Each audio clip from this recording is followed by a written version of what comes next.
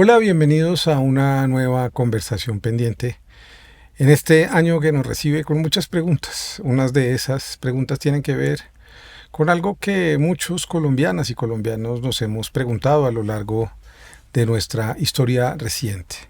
¿Qué quiere decir eso de la estadística? ¿Por qué ha habido tantos debates en los últimos tiempos, sobre todo, sobre las encuestas políticas, pero también otro tipo de datos que sirven, por supuesto, para la construcción de políticas públicas, porque la ciencia de la estadística, que en gracia de discusión comenzó en el siglo XVI y es de alguna manera una ciencia que parte del Estado mismo, de la creación del Estado, nos arroja o le ha arrojado a quienes han estado al mando de los designios de estos estados datos que les han servido para establecer medidas y con ellas ciertas políticas públicas que, por supuesto, una y otra vez son manipulables, son perfectibles y son también discutibles. Hoy tengo el placer de tener a una doctora en estadística, la doctora Han-Wen Shan, colombiana de origen chino, que durante los últimos 2 años o un año largo se ha vuelto bastante popular en las redes sociales por cuenta de su contestación a ciertos métodos estadísticos que se han usado en el país. Gracias, Han-Wen, por estar aquí en Conversaciones Pendientes. Muchas gracias por la invitación. Yo quiero empezar, como te decía, tú eres una doctora, tú eres profesora de la Universidad Nacional de Colombia y en algún lugar dijiste: el grupo de la estadística colombiana es un grupo muy pequeño, son pocas personas las que se han interesado por esta ciencia, que creo que es definitiva para el Estado, para cualquier Estado hoy. ¿Qué es la estadística? Cuéntame, como profesora que eres, como doctora, pedagógicamente, ¿en qué consiste la estadística y por qué es una ciencia del Estado? Bueno, en lo que tú dices que la estadística efectivamente es una ciencia de Estado, porque si uno mira el origen de la palabra estadística, viene de palabra alemán, Statistik, ¿sí? Y es precisamente porque allá surgió primero como esa idea de enlistar los aspectos importantes de un país, aunque no tenía un enfoque cuantitativo, sino más bien cualitativo, pero nació de ahí.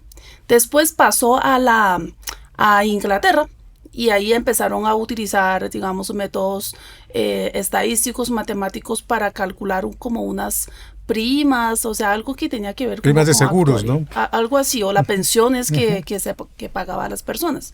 Entonces ahí empezó, digamos, el origen del uso de las cifras para tomar decisiones en el Estado. Y pues por eso mucha gente confunde, ¿no? Tú eres estadista. Y yo digo, no, yo no soy estadista, yo soy estadística. Pero en realidad sí son dos palabras que tienen mucho en común, ¿no? Que la estadística se utiliza para tomar mejor las decisiones del Estado. Es una ciencia matemática, es una ciencia que estudia las probabilidades. Sí. ¿Qué quiere decir eso?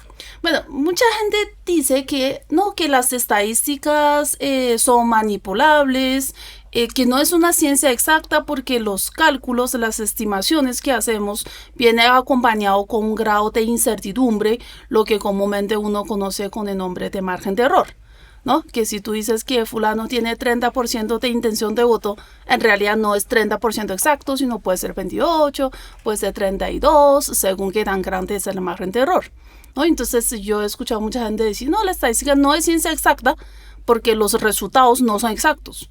No como matemática, ¿no? Matemática 1 más 1 es 2. En estadística no necesariamente es así. Pero yo no estoy de acuerdo con esa afirmación, sino que yo opino que la estadística, o sea, sí es una ciencia exacta. En la Universidad Nacional estamos dentro de la Facultad de Ciencias, junto con matemática, física, química, etc., ¿no? Pero entonces, ¿qué pasa con esos márgenes de error que hay en los cálculos estadísticos? Pues eso es natural, eso es inherente a nuestra ciencia, porque nosotros estudiamos fenómenos que son al azar. ¿Sí? Nosotros estudiamos ese aspecto del azar, que eso existe en la vida. ¿No es cierto? Así como los físicos estudian unos aspectos que existen en la vida real, los matemáticos estudian otras cosas, los estadísticos estudiamos ese fenómeno del azar. Por eso, pues, los resultados que nosotros calculamos trae ese margen de error o esa medida de incertidumbre. Pero no por eso la estadística no es una ciencia exacta, porque los métodos que se desarrollan pues se fundamentan en la matemática rigurosa y son metodologías con todo el soporte teórico científico. El siglo XX va a suponer un cambio radical para la estadística por obviamente la aparición de la sociedad de masas y la aparición, por supuesto, del capitalismo de una manera mucho más grande, el fordismo, la fabricación de mercancías a grandes escalas que necesitaban venderse y necesitaban estudiar cuáles eran los mercados para esas mercancías. ¿Puedes hablar de ese momento histórico y cómo se transforma esa ciencia y de alguna manera entra también a vincularse con el capitalismo de una manera determinante? Uy, no sé mucho de ese tema, yo te lo confieso, pero sí, o sea, digamos que los grandes desarrollos de la estadística de los últimos años se basa mucho en el desarrollo de la computación, ¿sí? O sea, ahora hay muchísimos datos, ¿no es cierto? Pero igual en el pasado también había muchos datos, sino que pues uno no tenía las herramientas computacionales para estudiarlas. ¿Cómo será? Pues que antes para hacer una gráfica de torta tocaba con compás, con regla y compás, ¿no? Hoy en día uno analiza 1.000.000 de datos en un tiempo muy corto. Entonces yo creo que, y ahora con el tema de la inteligencia artificial que tiene muchísimos algoritmos que están relacionados con la estadística y la matemática, yo creo que sí, o sea, la ciencia ha avanzado mucho y lo que nosotros debemos hacer no solo desde la academia, sino desde la ciudadanía es pues entender un poco de qué se trata eso y cada uno poder aprovecharlo para pues sacar su beneficio desde su área de actuar, ¿no? Es decir, que hoy tenemos a disposición, de todas maneras, datos o disponibilidad de datos mucho más rápido, mucho más velozmente podemos acceder a datos, pero sin embargo hay algo que en la estadística es fundamental, que son las escalas. Y ustedes hablan todo el tiempo de las probabilidades y de las escalas para poder medir ciertas cosas, ciertos fenómenos, ciertas ideas, el trabajo, el hambre, en fin. ¿Cualquier fenómeno social se puede medir? No necesariamente, ¿no? O sea, por ejemplo, o sea, los psicólogos hablan mucho del constructo, ¿no es cierto? Y para medir un constructo que muchas veces es una característica latente, no es directamente observable cómo se mide eso. O sea, por ejemplo, si yo quiero medir tu estatura, pues eso es muy fácil de medir, ¿no? Eso hay una regla ahí ya. Pero si uno quiere medir, no sé, índice de la felicidad, ¿qué tan feliz es una persona? Eso desde qué ámbito lo mides, ¿qué es ser feliz? ¿Y tú cómo ves ese asunto? Porque últimamente, los últimos 15 o 20 años, aparecen encuestas sobre la felicidad, por ejemplo. ¿Cuál es el país más feliz del mundo? Colombia ha aparecido unas veces en los primeros lugares. ¿no? Sí. Exacto. ¿Qué opinas tú de esa idea? Pues que los estadísticos no podemos trabajar solos, siempre tenemos que trabajar en equipo con personas que son expertos del área, ¿no? Si a estudiar felicidad, pues no sé, psicólogo, me imagino, trabajadores sociales, que son personas que tienen que definir pues, cuáles son las características de una persona feliz. O por ejemplo, en el ICFES, que se encarga de aplicar las pruebas saber, las pruebas de estado, ¿cierto? Ellos lo que miden es la habilidad de la persona para ciertos temas, ¿no? Para matemática, para lenguaje, inglés, etc. Entonces, igual, ellos utilizan modelos psicométricos para tratar de medir esa habilidad, porque no mides el conocimiento. No es qué tanto sabes, sino qué tan hábil eres para, digamos, resolver problemas. Entonces, igual, trabaja con un grupo de psicólogos y aplican técnicas psicométricas para poder medir eso. Y de ahí salen los puntajes de ICFES. Mencionas el ICFES y tú has trabajado en varias instituciones del Estado colombiano, en el ICFES, en el DANE, en el Departamento Nacional de Planeación. Lo que tú has encontrado como estadística y como doctora en estadística, en la disponibilidad de datos y en la precisión de esos datos, ¿cómo ves en esas instituciones nuestra relación como colombianos con la información y con los datos? ¿Qué tienes que decirnos de esa idea de cómo se disponen esos datos y si esos datos realmente son tenidos en cuenta a la hora de hacer políticas públicas en el país? Bueno, pues en ICFES, o sea, yo estuve en estas entidades hasta el 2024. Ya este año no estoy en ninguna entidad excepto en la Universidad Nacional.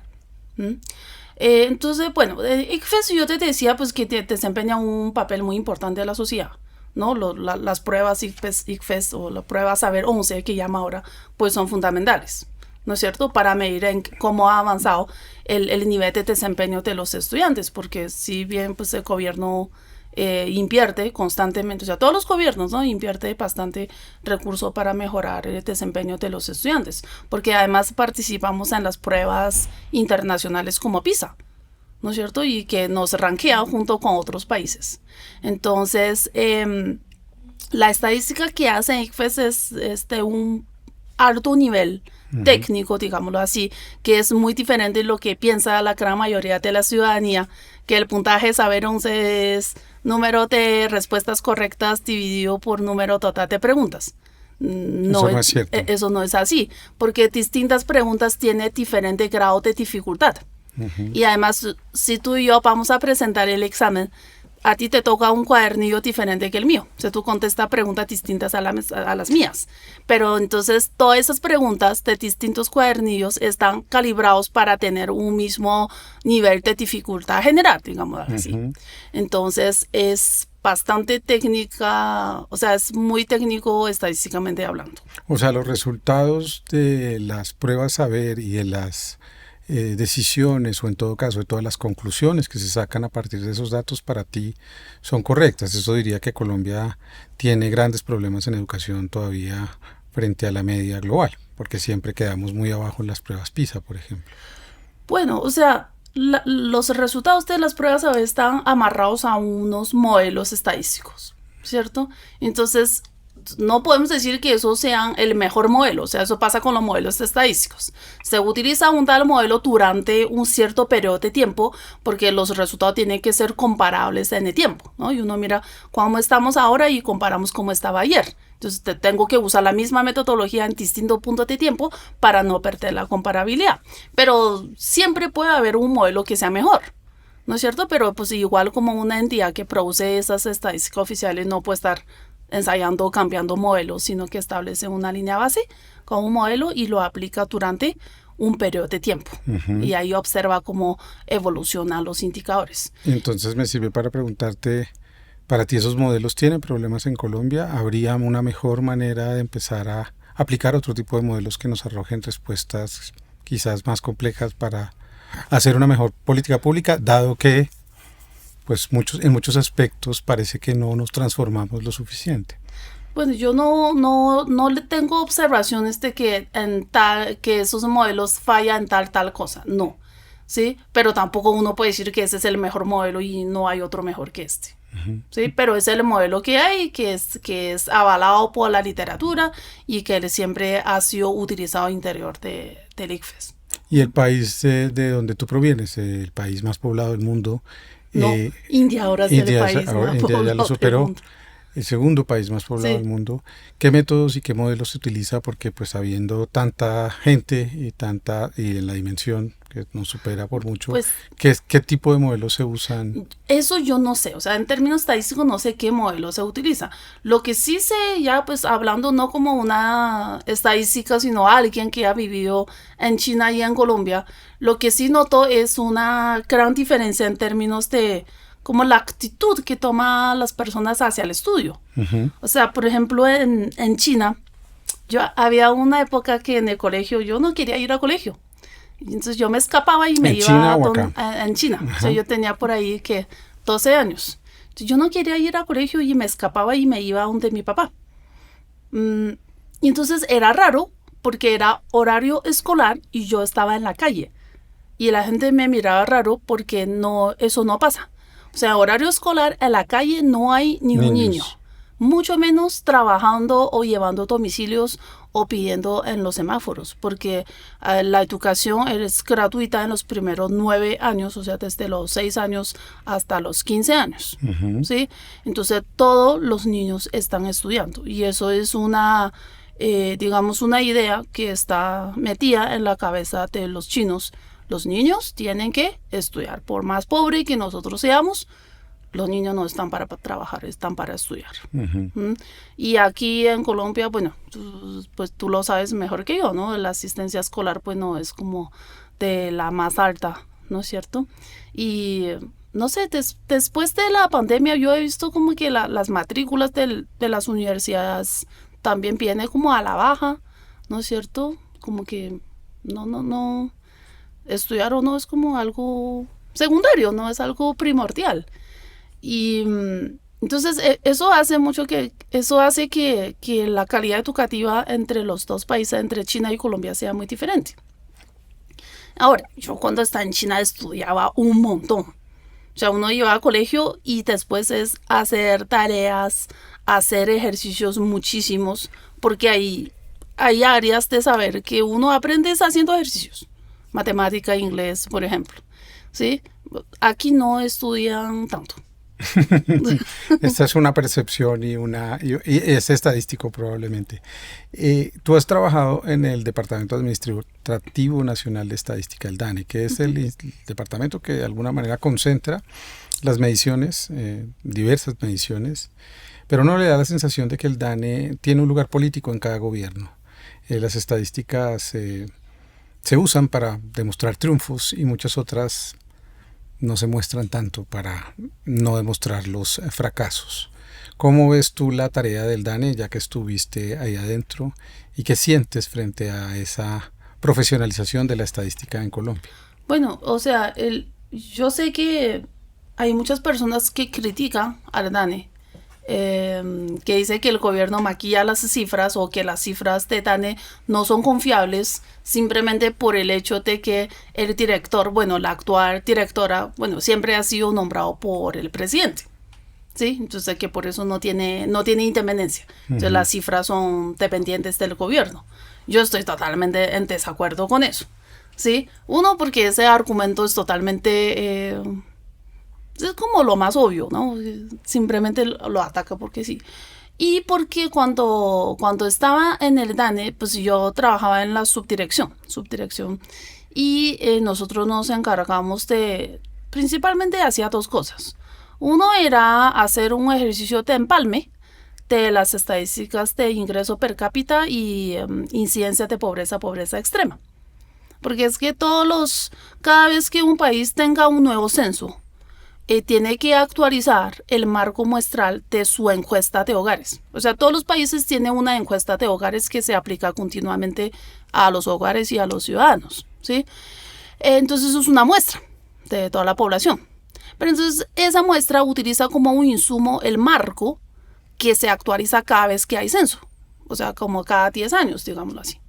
Entonces, ahorita con el nuevo censo, bueno, ya no tan nuevo, pero con el último censo, entonces se actualizó temas muestrales de la gran encuesta integral de hogares, que es la encuesta de hogares que hace en Colombia.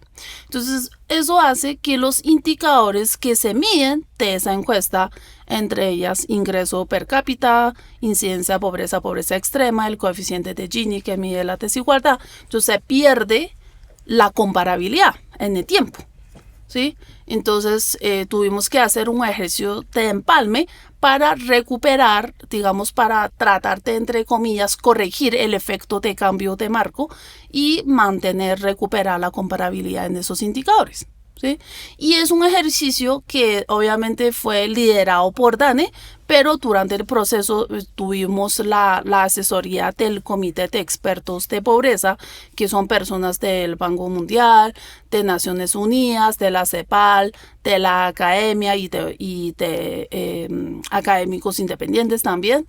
Entonces, digamos que aunque DANE se queriera, pero siempre está acompañado con personas expertas desde afuera. Entonces, muchos colombianos, incluyéndome, no entendemos esas medidas. No entendemos cómo se mide la pobreza, no entendemos qué es el coeficiente de Gini, no entendemos cómo se mide el hambre, por ejemplo, y las condiciones socioeconómicas. ¿Podrías explicar un poco cómo se obtienen esas medidas, con base en qué variables, en qué tipo de preguntas o en qué tipo de evidencias se puede obtener un resultado sobre estos temas tan sensibles para la sociedad? Bueno, pues voy a tomar el caso de incidencia de pobreza, ¿sí? Incidencia de pobreza es el porcentaje de la población en Colombia que está por debajo de la línea de pobreza.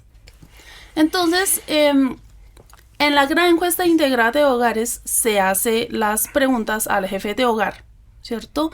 Y se le suma todos los ingresos que ha entrado, ¿no? Entonces, digamos, en un hogar de 4 personas, el ingreso total mensual fue de 2 millones y son 4 personas, el ingreso per cápita es 2 millones dividido en 4, entonces cada uno en promedio ganaba 500,000, incluyendo los bebés niños que no trabajan. Sí, por eso es ingreso per cápita. Entonces va y compara ese 500,000 de ingreso per cápita con la línea de pobreza, que es distinto para distintas ciudades. Entonces, si ese 500,000 ubica debajo de la línea de pobreza, entonces todos los miembros del hogar, o sea, 4 personas de ese hogar se clasifican como pobre. Esa línea de pobreza se mide, digamos, con respecto al costo de la vida. Sí, creo que tiene que ver con como cantidad de alimentos que tiene que... o sea, ¿cuánto cuestan los alimentos para garantizar una ingesta de 2,000 calorías diarias? Sí, tiene que ver con eso. Pero no se miden asuntos como la educación, por ejemplo, dentro de la pobreza. No estoy segura, yo creería que no. Tengo entendido que está más relacionado con alimentos. Okay. Sí, y tal vez con servicios como básicos. Pero eso no me la sé bien. Entonces, sí, entonces en la muestra, que viene de la gran encuesta integrada de hogares, digamos hay 200,000 personas. ¿Sí? Y esas 200,000 personas, cada uno se clasifica como pobre o no pobre, según lo que yo te acabé de explicar, ¿cierto? Y después utiliza esos 200,000 datos y lo expande a nivel nacional. O sea, el principio es bastante sencillo, es como una regla de 3. Es como decir, los 200,000 personas de la encuesta tienen que representar a 50 millones de colombianos. Entonces, si tú estás en la muestra, tú no solo te representas a ti, sino a 100 personas similares a tú. A ti. A ti. Entonces, de esta forma, si tú quedaste por debajo de línea de pobreza, o sea, si tú te clasificas como pobre, entonces los otros 100 personas que tú representas también son pobres. Entonces, eso se logra por medio de un factor de expansión. ¿Sí? Entonces, los resultados de la encuesta junto con ese factor de expansión expande los resultados de la muestra a nivel nacional. Y esa es la cifra que DANE publica una vez al año, creo que en julio, de la incidencia de pobreza. Más como académica, te hago esta pregunta. Para ti los datos que obtenemos o las medidas que hacemos todos los años ¿son suficientes o hay aspectos que tú consideras dentro de la vida de un país que en Colombia están siendo omitidos?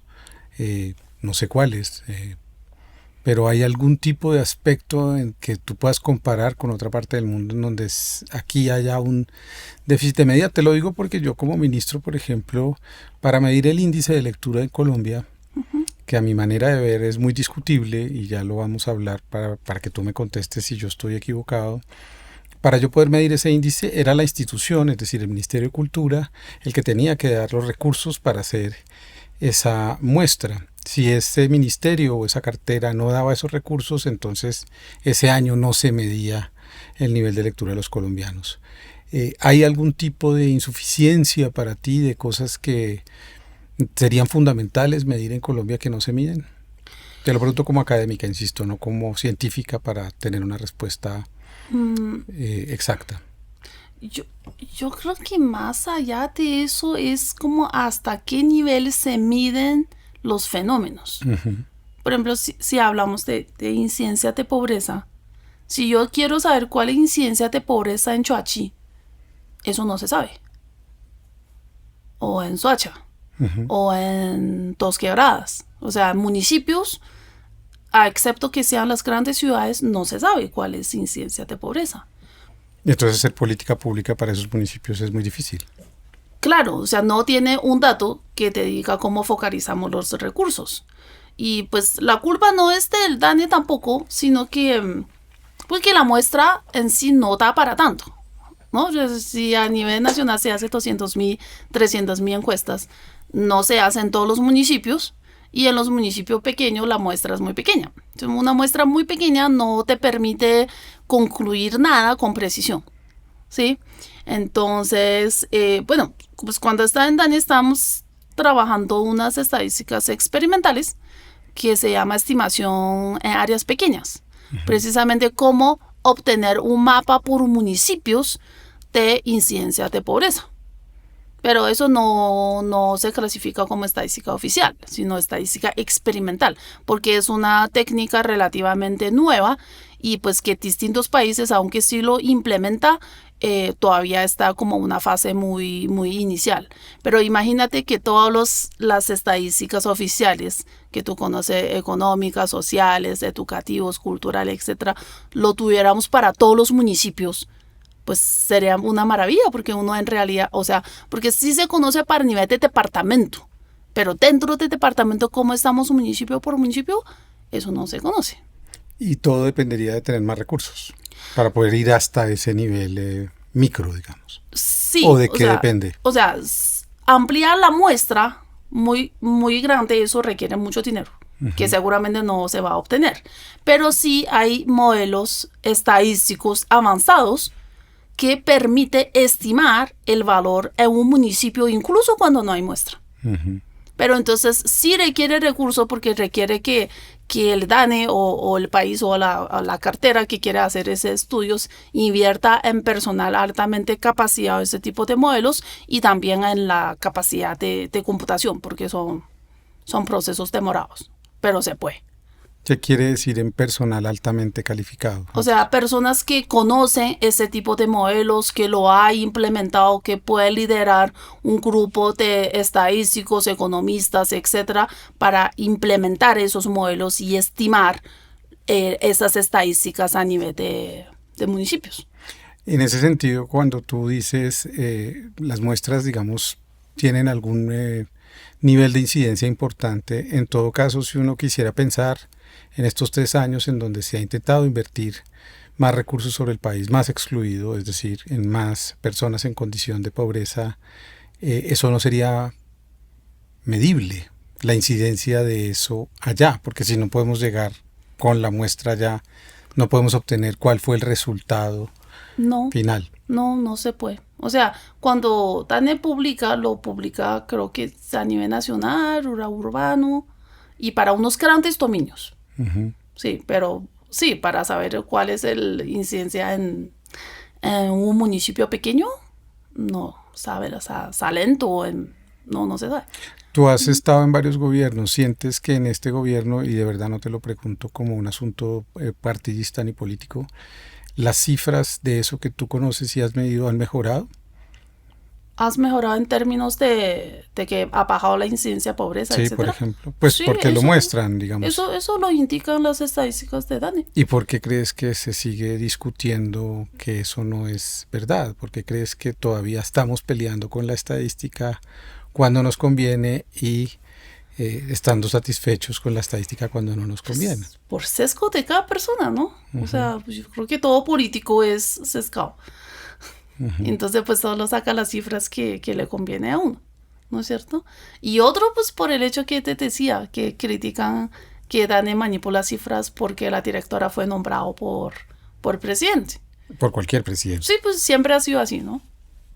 Y la gente dentro del DANE que tú conoces, que dices pues que es parte de la gente que tú conoces, ¿qué siente frente a esos debates que se arman en el país sobre cifras que ustedes saben que han obtenido de una manera juiciosa, cuidadosa?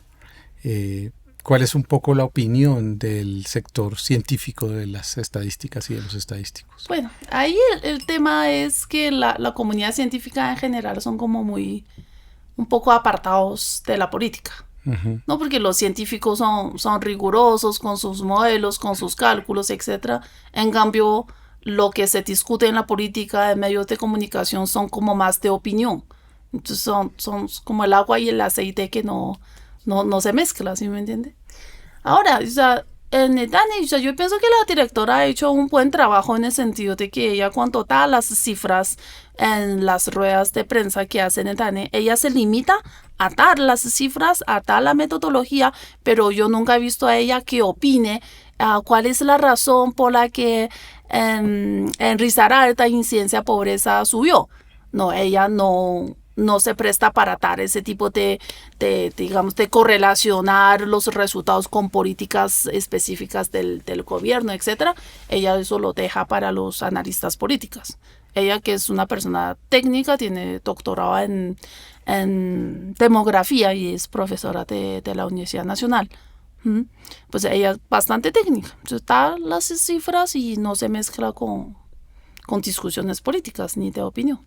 ¿Por qué te empezó a interesar observar las estadísticas o las encuestas más bien políticas del país? ¿Qué fue lo que empezaste a ver desde un punto de vista científico que no te parecía tan justo o en todo caso tan exacto como se promovía?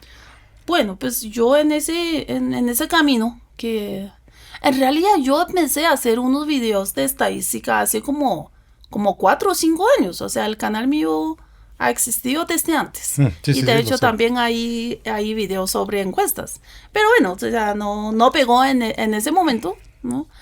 Y también porque yo en esa época tampoco era colombiana. O sea, yo recién en el gobierno de Iván Duque, cuando Marta Lucía era ministra de Relaciones Exteriores, fue que me otorgaron la Carta de Naturaleza. Entonces yo antes de eso fue como 2022, o sea, terminando el gobierno Duque. Entonces yo antes de eso tampoco me interesaba tanto en temas políticos porque pues como yo tampoco votaría, etcétera. Y pues después de que ya soy colombiana y digo voy a votar, etcétera, entonces yo como que me empecé a interesar un poquito más en el tema. Y es inevitable que uno mira las encuestas.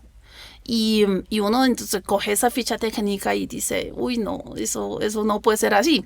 Y no lo digo yo, hay otros colegas que también han hecho críticas a las encuestas, pero lo hacen como en un ámbito más académico, en LinkedIn, en posts de LinkedIn, que eso es como, pues más de otro nicho de personas, ¿no? Entonces, es un sentir en general, aunque yo sea como la persona que más ha hablado del tema, pero no es una opinión que se comparte entre muchos colegas, ¿no? ¿Y cuál es la principal crítica cuando tú ya decides y esta encuesta, que creo que fue la de Inbamer, que tú cuestionas, que se vuelve bastante viral? Rodrigo Primi la comparte, tu opinión, y otras intelectuales, y el presidente, y se arma un poco este debate en el que tú ya te visibilizas de una manera más definitiva, incluso con muchos rasgos de xenofobia por parte de periodistas que ni siquiera aprenden a pronunciar los nombres de otras culturas y creen que China es una broma de colegio. ¿Cuál es la principal crítica o la principal hallazgo para empezar a hablar de ese tema que tú encuentras en las metodologías y en esas críticas que estaban en el sector de estadísticos? ¿Qué es lo primero que le dirías o me dirías a mí, que no tengo ningún tipo de información distinto al sentido común que me hace y que me permite hacerte preguntas? Ok. Bueno, voy a mencionar 2 como grandes fallas que veía en las encuestas, que uno espera que ahora con la nueva ley se corrige, ¿no? Pero las que he visto antes, uno es la insuficiencia del tamaño muestral. O sea, seguramente tú has escuchado, bueno, pues aquí hicimos 2.000 encuestas y el margen de error es de 2%, por ejemplo, ¿cierto? Entonces, uno, ¿cómo calcula el tamaño muestral? Pues eso es una fórmula, ¿no? que involucra unos aspectos de la población, de la muestra, etc. Pero entonces dentro de esa fórmula hay un parámetro que muchas encuestas, en mucha ficha técnica la usa mal. ¿Sí? Entonces yo te pongo yo te pregunto a ti como si fuera mi estudiante. Sí. Si tú tuvieras que seleccionar, no sé, 2.000 personas, colombianos, ciudadanos mayores de 18 años, ¿cómo los seleccionas? Por estratos socioeconómicos, por regiones del país. Pues sí, claro, puede ser. Pero entonces dice, bueno, voy a Bogotá, yo voy a estrato 3. ¿Cuántas personas hay en estrato 3 en Bogotá? no sé, 2 millones, puedo decir algo. Ujú. De esos 2 millones tengo que seleccionar 100. Pero ¿cómo los selecciono? ¿Dónde están esos 2 millones de personas? No existe una lista que me dice fulano, Juan Rodríguez, estrato 3, teléfono tal, dirección tal. Y así para todas las personas de estrato 3 en Bogotá. Eso no existe. Pero no existirían en un sistema que yo, pues, me parece macabro y brutal eso de los estratos que creó el neoliberalismo. No existen en los estratos socioeconómicos. No puedo yo decir, tú y yo somos estrato 3 porque estamos catalogados así dentro de la división o dentro de la clasificación de estratos que tiene Colombia. Pero no entendí la pregunta. Tú y yo estamos estratificados, pertenecemos Sí. a un estrato social según por donde vivimos, Claro. ¿cierto? Eso no es suficiente, el lugar donde vivimos para decir, ahí hay 100 personas, yo represento a 100 personas del estrato 4, yo vivo en el estrato 4. Sí, claro. Pero entonces, ¿cómo llega a seleccionar a esa persona? ¿Sí me entiende? O sea, Por el lugar de donde vive. exacto. Entonces, yo para llegar a un hogar, yo tuve que haber seleccionado unos elementos antes. Ujú. ¿Sí? Porque yo tampoco tengo una lista de hogares que yo, no sé, Timbarín que ya seleccionó este hogar y seleccionó este. No existe una lista de hogares. Entonces, para llegar a los hogares, necesariamente tuvo que haber recurrido a los cartografías. Ujú. ¿Sí? Que dice, bueno, en todo Bogotá voy a seleccionar estos segmentos, este conglomerado de manzanas y este de acá, y luego entro a estas manzanas y recorro las calles y selecciono edificios, selecciono casas y voy dentro de las casas y selecciono personas. Entonces hay unos pasos de distintas selecciones. Eso en muestreo se conoce como multietápico. Ujú. Entonces, lo que te decía del gran falla de muchas encuestas es que en su cálculo de tamaño muestral ignora que su muestreo es de múltiples etapas. Ujú. Entonces, eso hace que el tamaño de muestra que calcula es mucho más pequeño comparado con si hubiera tenido en cuenta ese aspecto. ¿Sí? O en otras palabras, si en la ficha técnica dice 2.000 encuestas, 2% de margen de error, en realidad ese 2% margen de error no se obtiene de esos 2.000 encuestas, sino un margen de error más grande. Ujú. ¿Sí? Entonces eso es un gran Una gran falla. problema, una gran falla, ¿de acuerdo? Y segundo es que en los resultados de las encuestas las desagrega mucho. O sea, yo entiendo que los opinadores, analistas políticos quieren saber eso, ¿no? Como por ejemplo, Sergio Fajardo tiene intención de voto de 15%, pero ¿cómo está entre hombres y mujeres? ¿Cómo está en los estratos bajos? ¿Cómo está entre personas de 30 a 45 años? Entonces quiere saber ese resultado por distintos grupos poblacionales, ¿sí? Pero entonces cuando desagrega los datos a estos distintos grupos, la muestra se reduce. Es muy pequeña. Claro. Entonces, una muestra muy pequeña en un grupo poblacional hace que el margen de error de esa cifra sea mucho más grande. Pero entonces las encuestas solo te bota un margen de error. Dice, el margen de error General. de esa encuesta es 3%. Pero cuando desagregan, ese 3% ya no es. ¿Cuándo es? No se sabe, porque no las publica. Tendrías que medirlo según, si tuvieras los datos, según las escalas de cada uno de estos grupos que han elegido. Y hay gente que dice, no, pero eso tan técnico, ¿no? O sea, ese margen de error. Pero es que es muy importante. Es como si yo te digo, si tú, ¿cuántos años tienes? Y tú me dices, no, pues yo tengo entre 18 y 60 años. Y yo, pero pues no dijo nada, ¿sí? Entonces, ¿por qué? Porque ese resultado que tú me estás diciendo tiene un margen, un rango demasiado amplio. Eso está asociado con un margen de error muy grande. Entonces, si te dice, Sergio Fajardo tiene 15% de intención de voto entre mujeres, pero margen de error es de 10%. O sea, ese 15% de Fajardo puede estar 5% o puede ser 25%. Entonces, un rango así de amplio en realidad no dice nada. No dice nada, no es para nada informativo.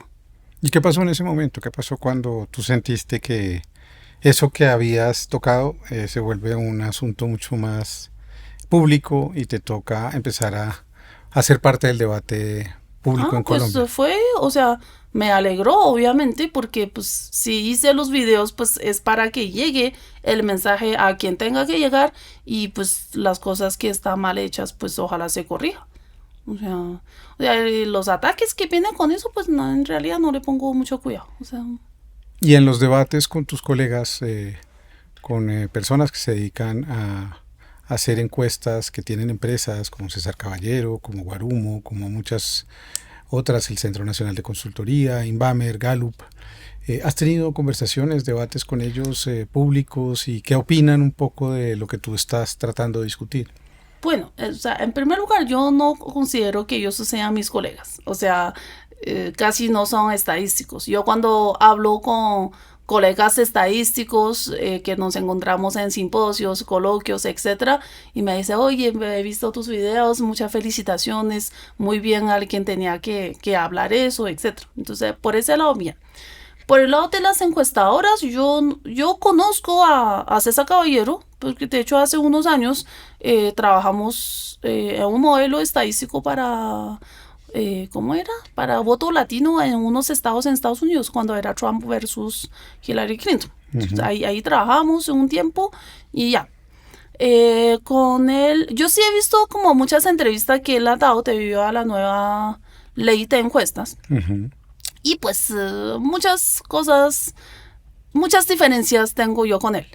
Dime algunas de esas diferencias y dime tu opinión sobre esa ley de encuestas. ¿Qué opinas? Porque ha sido bastante criticada por las encuestadoras y básicamente también algunos medios de comunicación sostienen que pues así es imposible hacer encuestas porque ya no se pueden hacer de cualquier forma, porque ya no se pueden, porque son costosas, porque implican un rigor distinto. Bueno, por ejemplo, yo vi la entrevista que tú le hiciste a César Caballero, que él dice, no, ahora para hacer una encuesta que se ciñe a los estándares de la nueva ley, me toca hacer 8.000 encuestas.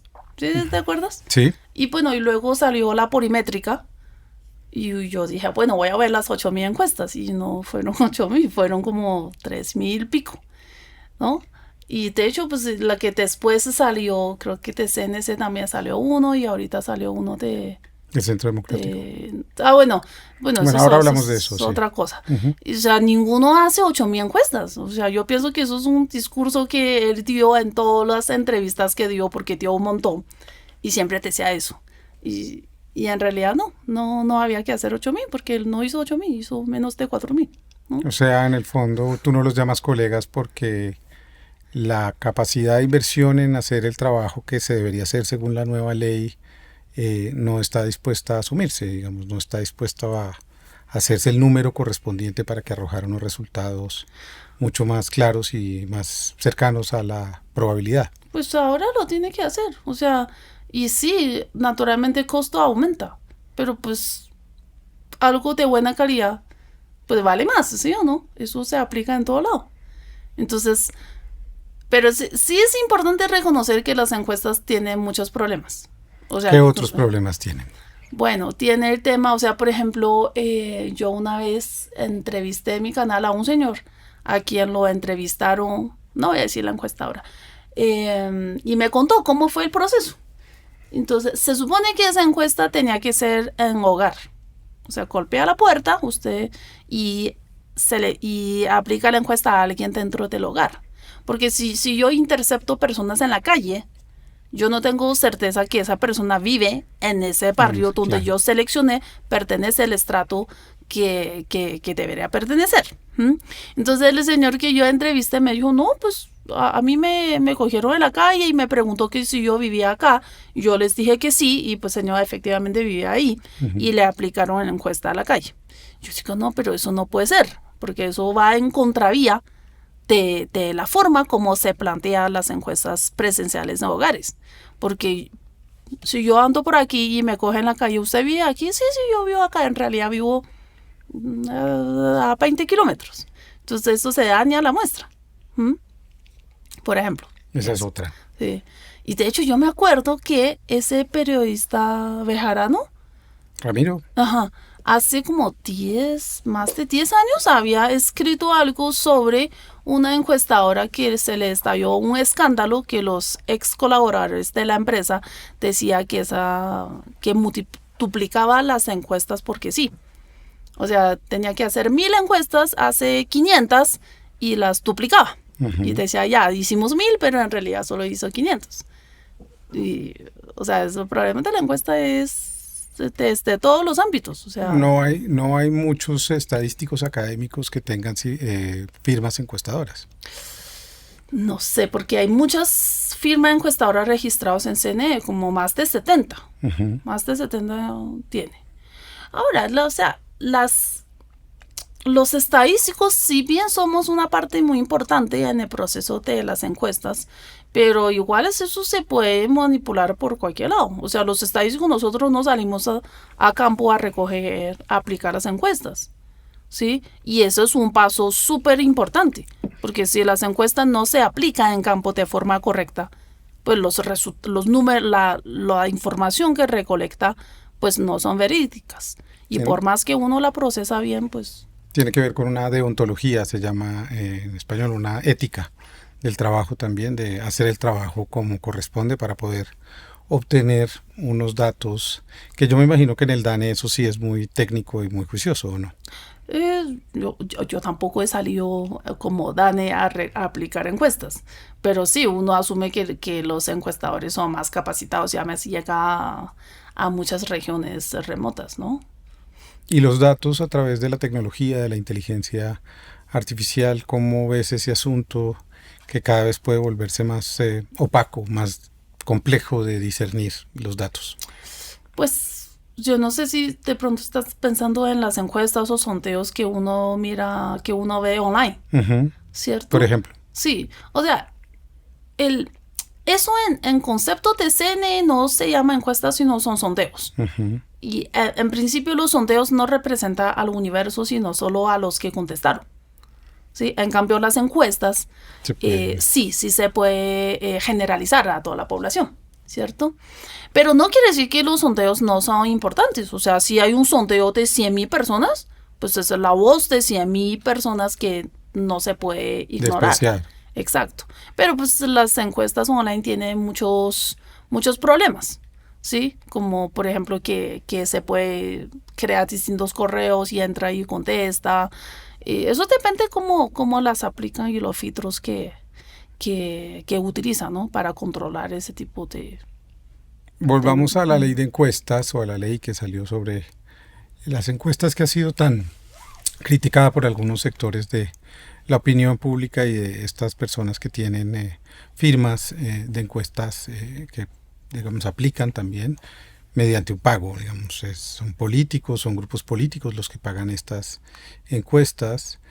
A mí me sorprendió mucho, por ejemplo, que se publicara la encuesta pagada por el sector del uribismo, en donde Iván Cepeda tenía una favorabilidad o en todo caso una intención de voto tan grande, creo que era el CNC, ¿no? Centro Nacional de Consultoría.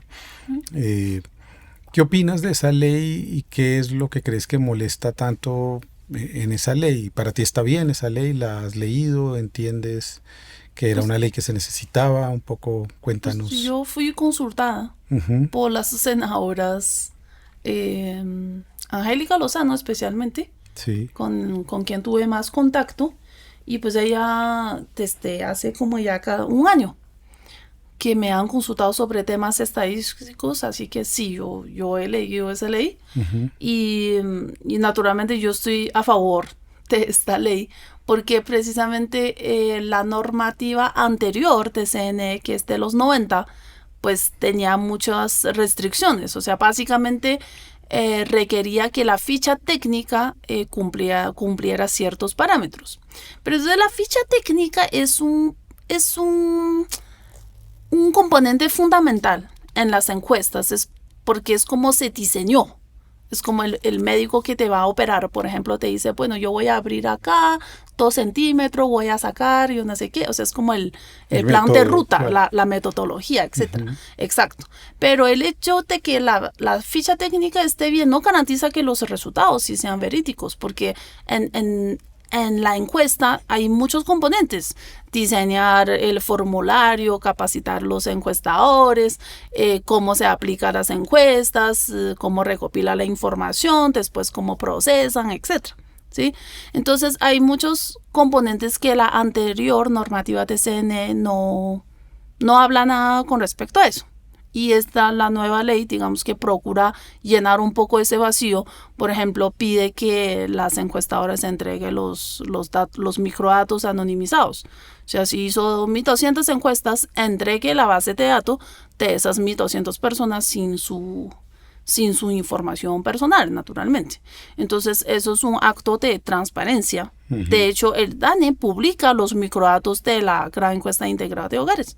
O sea, tú entras, pagas los microdatos, aplica la fórmula estadística y te da exactamente la misma cifra que la directora comunica en las ruedas de prensa.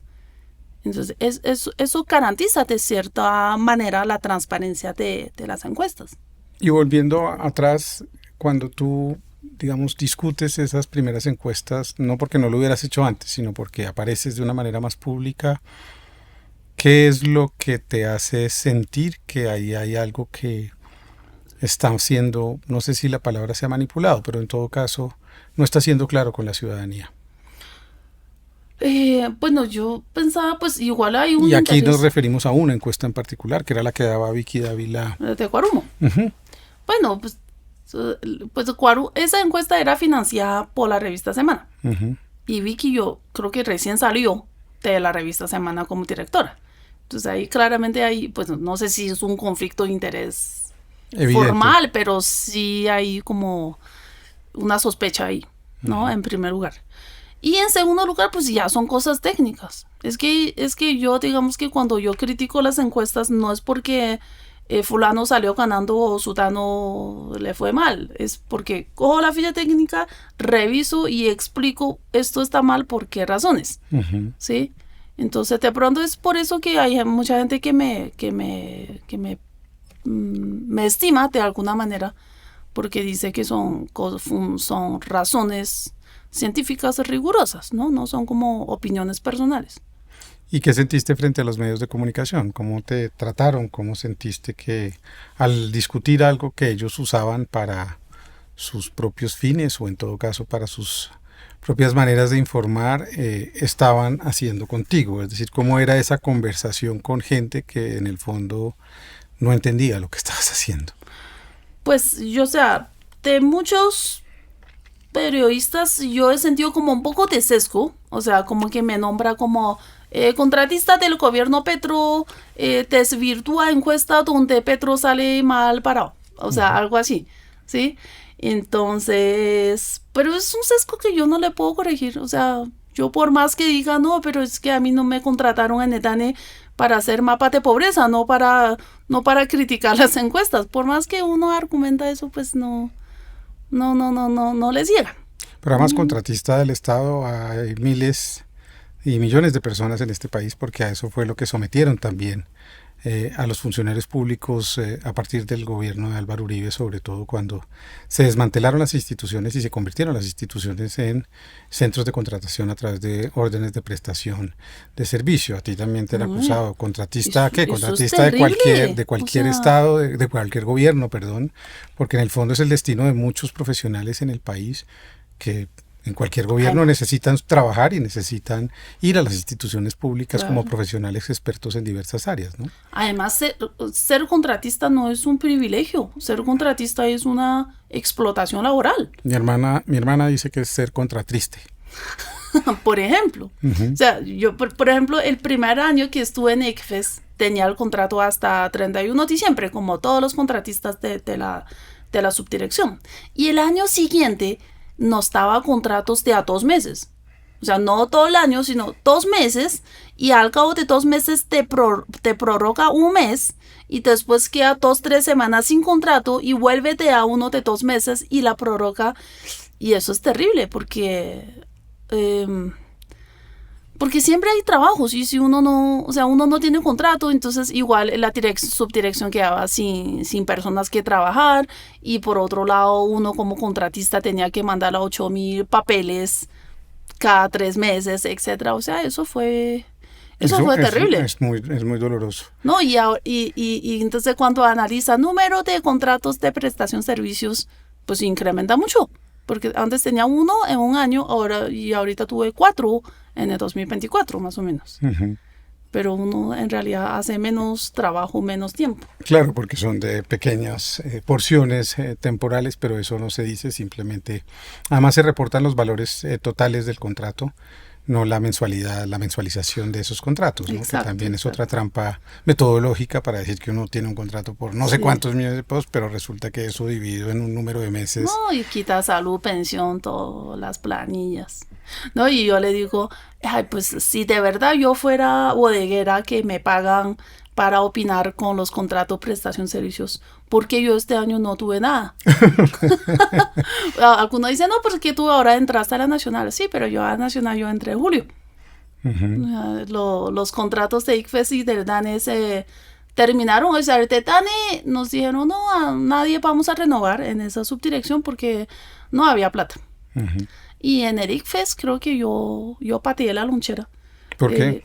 Porque creo que escribí un trino en contra de la subdirectora, de la directora de ICFES. ¿Qué escribiste? ¿Qué dijiste? ¿Pero qué estabas discutiendo? Lo que pasa es que, o sea, ella, antes de llegar a ICFES, no tenía ninguna experiencia en el sector de educación. Uh-huh. Y ICFES es una entidad altamente técnica, ¿sí? Que no es como un puesto que uno puede utilizar para pagar favores y etcétera. Y yo siento que ella llegó ahí como ficha de alguien, no por sus trayectorias de experiencia, etcétera. Y ahí te cancelaron los contratos. En 2025 no hay contrato. Han aparecido, y esta ya es el decurso final de nuestra conversación, que te agradezco la franqueza y también la disposición de ser pedagógica, porque son temas complejos. Han aparecido creo que 2 encuestas después de la ley de encuestas, ¿cierto? Y una última que tú querías comentar, aunque esta conversación va a salir en un tiempo, que es la del Centro Democrático. ¿Qué opinas de esas 2 encuestas que ya salen bajo la nueva ley de encuestas y de esta última encuesta que querías comentar del Centro Democrático que arroja y que está siendo discutida por propias personas de ese partido, incluso por ex candidato presidencial Miguel Uribe, que fue expulsado de la colectividad, diciendo que hay una opacidad? Si quieres empecemos por el final y después comentamos las otras 2 encuestas. ¿Qué es lo que tú ves ahí? Además con un dato que sería importante que lo explicaras, y es la persona que gana, que es Paloma Valencia, gana con el 18%, creo, una cosa así. Y hay un no sabe, no responde del 64%. ¿Cómo ves tú eso? ¿Cómo puedes explicar ese resultado? Pues yo vi que ya varias figuras políticas estaban mal interpretando los resultados de la encuesta de Centro Democrático, uh-huh. Que dicen, no, pero 64% no sabe, no responde. O sea, con ella, Paloma, ¿con cuántos votos ganó? O sea, uh-huh. Como que cuestiona un poco eso. Pero lo que pasa en realidad es que esa encuesta de Centro Democrático son 2 encuestas, no es una, son 2 encuestas. Uno que hizo el CADEM, que es una empresa muy famosa en Chile, de estudio de investigación, y esa encuesta CADEM se hizo a ciudadanos en general. La primera encuesta lo hizo una firma chilena que se llama CADEM, y eso lo hizo a ciudadanos en general. Uh-huh. La segunda encuesta de Centro Democrático lo hizo también una firma chilena que se llama Panel Ciudadano, y eso lo hizo a lo que llaman representantes de Centro Democrático, pues yo digo los militantes. Exacto. Sí. Entonces, la que tú dices donde ganó él no sabe, no responde 64%, esa en la primera, la que se hizo a la ciudadanía general. No es como algunos dicen, ay, pero si dentro del mismo Centro Democrático, 64% no sabe, no responde. Uh-huh. Eso no es así. Si tú miras los resultados de la encuesta Panel Ciudadano, que es a los militantes del Centro Democrático, ahí no sabe, no responde, es pequeño. Muy, muy pequeño. Ajá. Ahora, en esa primera parte de la encuesta que se hizo a la ciudadanía, eso se hizo por medio de una empresa que se llama NetQuest, uh-huh. Que tiene un panel de 4 millones de panelistas en más de 30 países en el mundo, ¿sí? Uh-huh. Y según lo que Centro Democrático publicó ayer, como la ficha técnica, dice que esa encuesta fueron enviados al panel de NetQuest en Colombia. ¿Sí? Ok. O sea que en ese sentido no, esa encuesta no puede representar todo Colombia, Ujú. ¿no? Porque si tiene 4 millones de panelistas esa empresa en 37 países, ¿cuántos panelistas tiene en Colombia? Eso no se sabe. Pero entonces máximo representa la opinión de esos panelistas que están en esa empresa Y no sabemos NetQuest. cuántos son. No sabemos, o sea, ahí no dice cuántos son. Deberíamos saberlo. Deberíamos saber. Sí, y también un poco como la composición sociodemográfica de esos panelistas, ¿no? Y finalmente, Hanwen, sobre las otras encuestas, las encuestas que aparecieron el año pasado, Hanwen acaba de decir ayer, pero ayer ya fue hace un tiempo del año anterior, porque estamos, insisto, en otro tiempo. ¿Qué opinas de esas nuevas encuestas? No de sus resultados, porque sé que no te gusta opinar sobre los resultados, pero sí de lo que creo que sorprendió a mucha gente, y es que bajo esta nueva ley la encuesta puede tener algo más de certitud, digamos, de certeza. Sí, o sea, las encuestas de ahora, los que salieron después de la nueva ley, está la de la polarimétrica, de cifra y conceptos, y está una de Inbamer. La de Inbamer es donde CPA sale como ganando por harto. ¿Sí? De hecho, entre las dos encuestas como que subió como casi un 20%. ¿No? Entonces, la ficha técnica ahora está mucho mejor redactados. O sea, digamos, muchos problemas que yo he visto antes y ya no están. ¿Sí? Ahora tiene una muestra más grande, van a más municipios, a muchos municipios pequeños que antes no iba, ¿cierto? Pero digamos que hay que esperar porque porque el Consejo Nacional Electoral ya creo que ya tiene conformado el comité de expertos, el comité de vigilancia de encuestas. O sea, va a pagar a personas expertos en estadística para que ellos revisen cada una de las encuestas que publican. Antes de publicarse. Sí, bueno, ahora yo no sé los que se publicaron ahora, los van a revisar retrospectivamente o no lo sé. Pero eso es uno de los logros de la ley. Porque antes no había quien dentro de CNE que revisara temas técnicas de las encuestas. No había. Y Y por pues primera está vez. mal. Y porque CNE es el que regula y pues dentro no hay ningún estadístico, entonces ¿quién regula eso? Ahora sí. Pues Hanwen Shan, gracias por venir a Conversaciones Pendientes, por tratar de explicar y hablar sobre el tema estadístico y el tema de las encuestas en Colombia, y gracias por darnos pistas también sobre todos estos temas a través de tus canales, Hoy Ciudadana Colombiana, pero orgullosamente también, por supuesto, de tu origen chino. La migración china en Colombia tiene una historia muy importante, una historia que se remonta a finales del siglo XIX en el Valle del Cauca. Hay un estupendo libro y un estupendo estudio publicado por el Fondo de Cultura Económica, sobre esa migración que además tiene que ver con una de nuestras novelas fundacionales, que es La María. Gracias, en el Valle del Cauca. Gracias, Hanwen, por estar aquí. Muchas gracias por tu tiempo y tu confianza. Y a ustedes gracias. Recuerden que la opacidad de los datos también puede producir malas decisiones, manipulaciones y formas que tenemos que combatir. Entre más transparentes sean los datos, las encuestas, las fichas técnicas, y más aprendamos todas y todos de cómo leer esta información, seguramente profundizaremos la democracia.